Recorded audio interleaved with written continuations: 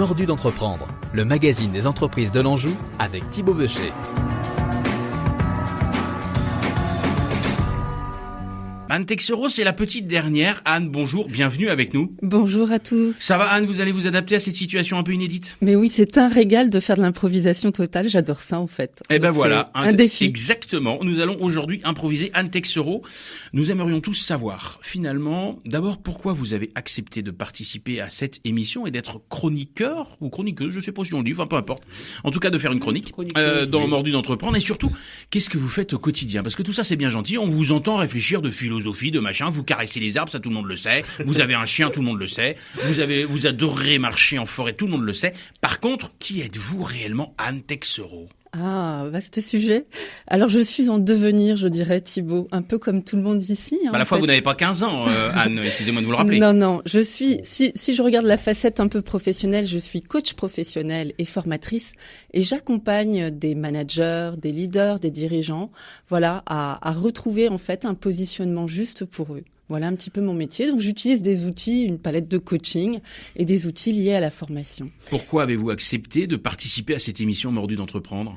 Ah, c'est un vrai, je dirais un vrai défi qui me permet en fait de sortir de ma zone de confort et qui m'emmène dans des espaces nouveaux qui sont pour moi des espaces de créativité.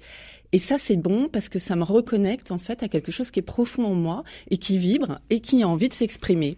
Donc, je pense que chacun a cette possibilité de s'exprimer et la radio, effectivement, c'est un lieu où on s'expose et c'est à la fois réjouissant, c'est challengeant et en même temps, eh bien, c'est nourrissant. Voilà comment je pourrais le traduire. Ça veut dire, si je vous écoute, Anne Texero, que au travers de cette émission, finalement, vous vous nourrissez aussi et vous nourrissez aussi votre coaching ou vos accompagnements au travers des dirigeants que vous suivez. Oui, parfaitement. Puisqu'en fait, à chaque fois, vous avez bien compris le thème de notre émission Mordu d'entreprendre, nous avons un invité star, même si parfois il est absent. Ah bah là, aujourd'hui, c'est... Eh bien, cette star-là, en fait, elle a aussi sa vie d'entrepreneur, sa vie de dirigeant, et elle vient nous parler et nous témoigner de son expérience. Donc, elle parle de son entreprise, elle parle de ses enjeux, de ses challenges, elle parle de ses collaborateurs, et en fait, ça, ce sont des espaces que je côtoie et qui, effectivement, me donnent une réalité concrète. Et c'est très appréciable en fait d'entendre la vie professionnelle de la personne et pas que la vie professionnelle parce que on n'est pas coupé en deux. Je vous rappelle, on est aussi du personnel.